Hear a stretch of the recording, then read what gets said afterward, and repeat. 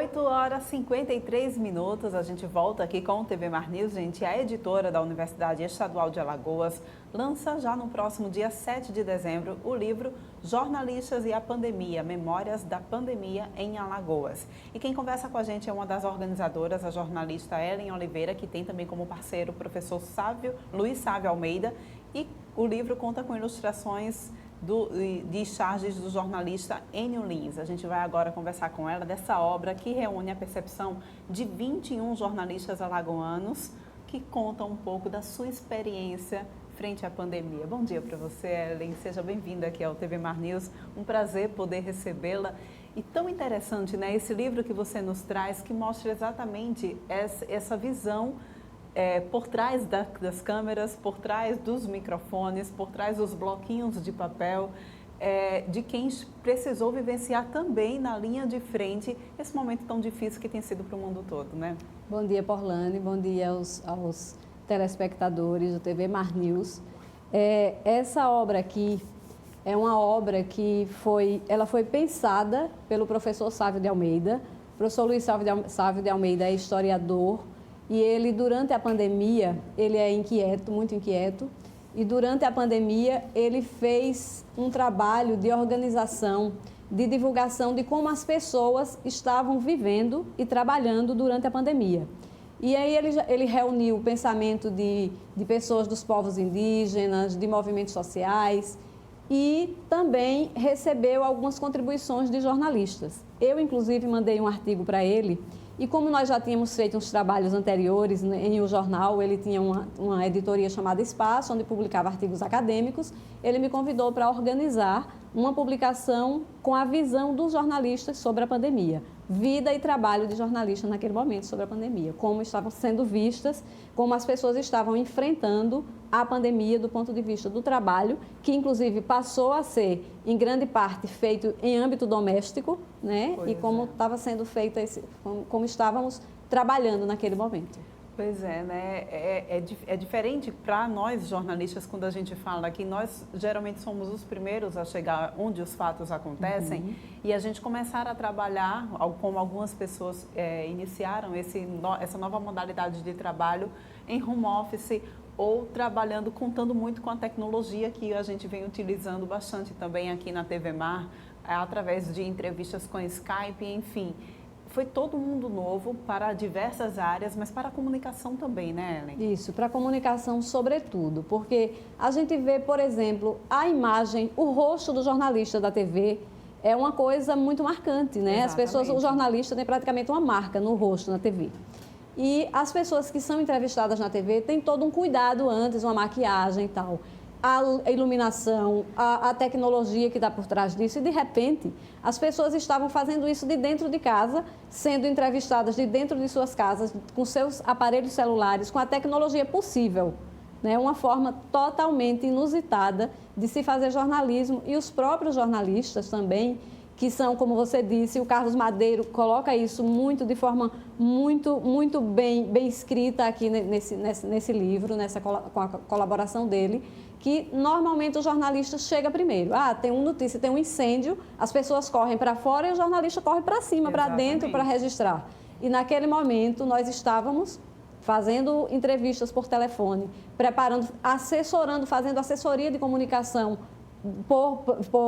pelo celular, pelo computador, todo mundo trabalhando, todo mundo produzindo, mas com medo de estar perto da notícia, porque era tudo muito novo, né? Tudo em aberto, e o medo, o temor de contaminação era grande em todos os âmbitos. Pois é, mas houve também os que precisaram ir para cima, ir para dentro do incêndio, como você bem citou aí, né?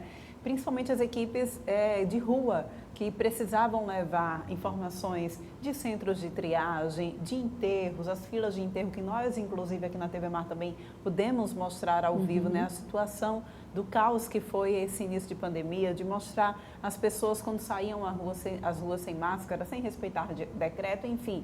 Houve também esses relatos dentro desse livro? Sim, sem dúvida. Temos a repórter de TV, a Carol Sanches, que inclusive disse que naquele momento, ela nos mostra aqui, que naquele momento ela ficou, por exemplo, sem poder visitar o pai, porque o pai era do grupo de risco. Nós temos também o próprio Carlos Madeiro, o jornalista Ailton Cruz, que é fotojornalista, e não tem como fazer foto se ele não estiver presente no local, não é? Então, ele próprio do grupo de risco, mas estava lá.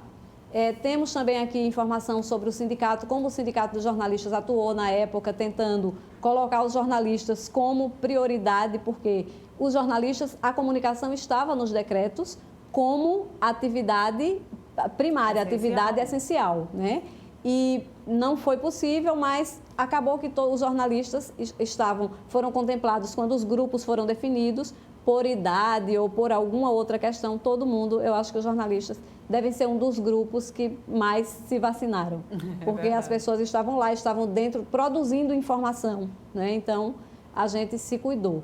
E os jornalistas que estavam na linha de frente, eles relatam aqui como foi trabalhar naqueles momentos, principalmente nos primeiros meses da pandemia, em que todos estávamos muito assustados e com medo, temerosos sobre o que viria. Pois foi um período muito grande de incertezas, né? Eu me lembro que a gente recebia sempre aqui no nosso estúdio médicos para conversar, para explicar o que era, e a gente percebia que era novidade até para eles, né? Até para a própria medicina. No início, todo mundo estava temeroso com tudo que acontecia. Interessante, Ellen, é que isso não é uma realidade apenas aqui de Alagoas. Isso acontece desde aqui, inclusive você cita aqui, né? Acontece desde a Praça São Pedro, em Roma, até a Avenida Fernandes Lima. A situação foi a mesma para quem trabalhou com comunicação. Isso. A gente tem uma foto do jornalista Itauí Albuquerque, por exemplo. Duas fotos que eu acho muito significativas, muito representativas, estão aqui no livro, em que ele mostra a Fernandes Lima num dia de trabalho, num dia comum, num dia útil, absolutamente sem ninguém. Tem também a praia, nossas praias são sempre muito bem frequentadas. Em pleno verão, nós estávamos com as praias desertas. Tem uma outra imagem também muito simbólica desse momento que o fotojornalista Ailton Cruz colocou de um cemitério com os corredores sendo com covas abertas nos corredores que ficam entre os túmulos já existentes, por exemplo, porque o número de pessoas que estavam morrendo naquele momento era muito alto e havia ainda a perspectiva de que esse número aumentasse, como nós vimos aumentar durante esse período. E aí a pandemia foi avançando e nós começamos a perder pessoas. Né? Todos nós perdemos pessoas. É mais um capítulo da nossa história, dessa história, né? Que é o mais triste, né? Que conta também aqui nesse livro, que sem dúvida alguma é o mais triste. Nós perdemos 8 colegas só agora nesse ano de 2021 por conta da Covid-19, né? E esse é um relato muito triste que acho que fica para a história de todos os jornalistas aqui, porque a gente precisou se despedir dessas pessoas colegas de trabalho que trabalhavam com eles diariamente e hoje veem o seu lugar vazio, enfim. É mais uma história triste para a gente, né, Ellen? Isso, a gente... eu estava em São Paulo, eu lembro, com a minha filha, ela estava fazendo uma prova, eu estava acompanhando, quando eu soube da morte do jornalista Ailton Villanova, que é um jornalista veterano aqui do jornalismo alagoano, uma pessoa muito conhecida, e tinha umas crônicas muito interessantes, assim, eu me lembro na minha infância, nos jornais de domingo, na Gazeta de Alagoas, eu via as crônicas do Ailton Villanova.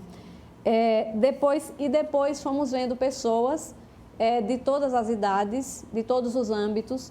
Tem um amigo meu particular, pessoal, aqui, o Átila Vieira, que morreu no dia 9 de abril.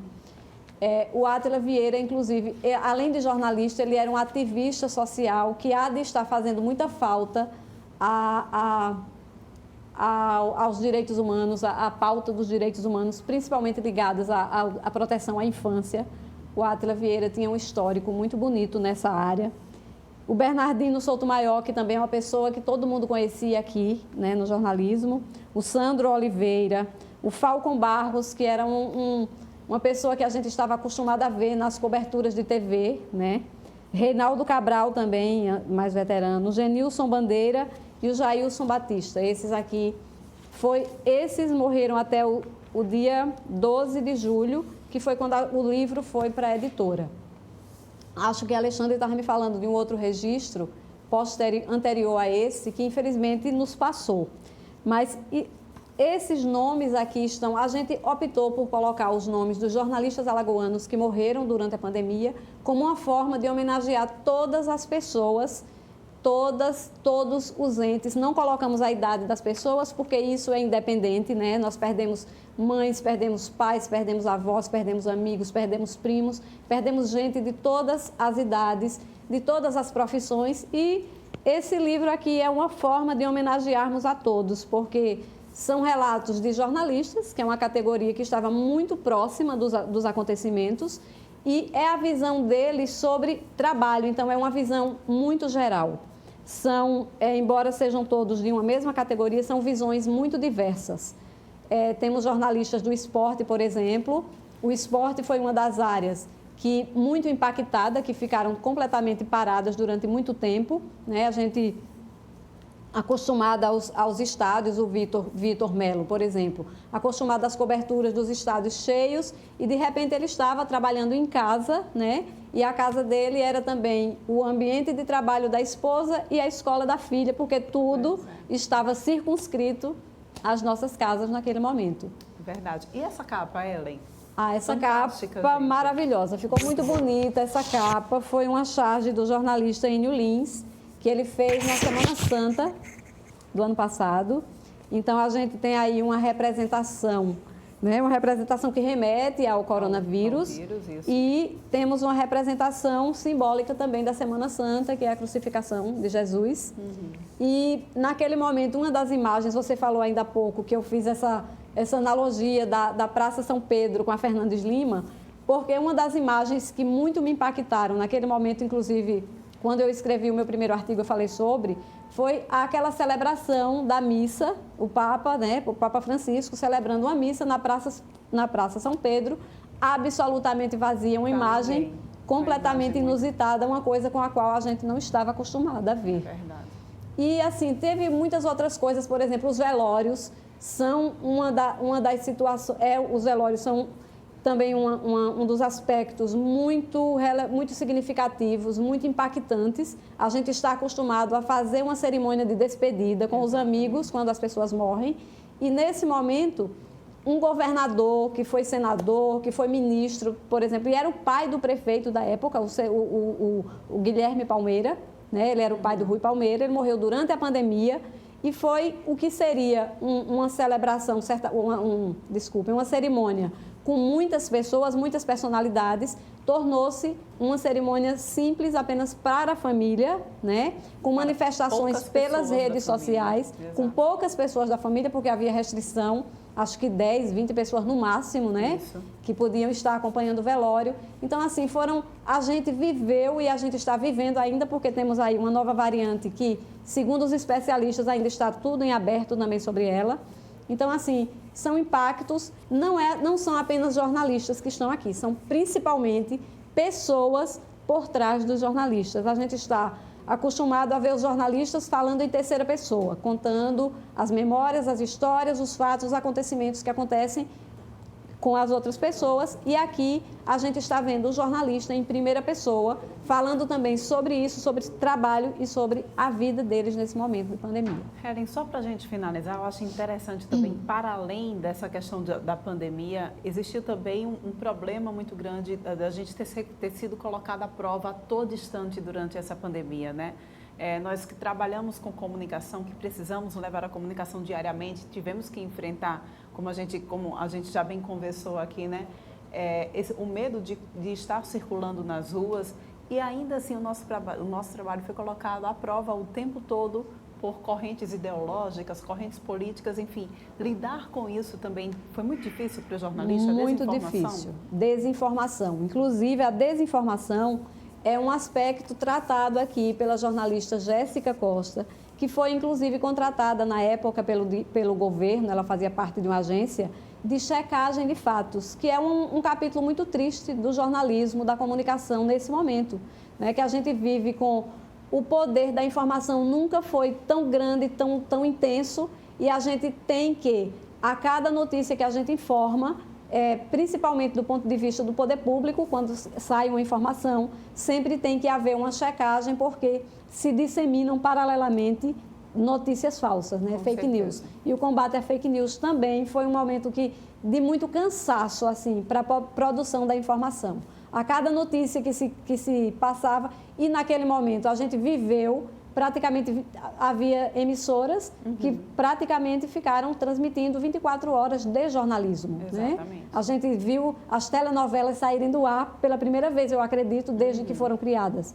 E as pessoas estavam realmente interessadas, estavam dentro de casa, cansadas, exaustas, e a televisão, o jornalismo, podemos dizer que, em certo sentido, nos salvou da apatia, exatamente, porque nos permitiu ver os diferentes aspectos, as diferentes abordagens, inclusive informação científica passada de uma forma simples para que as pessoas entendessem, né?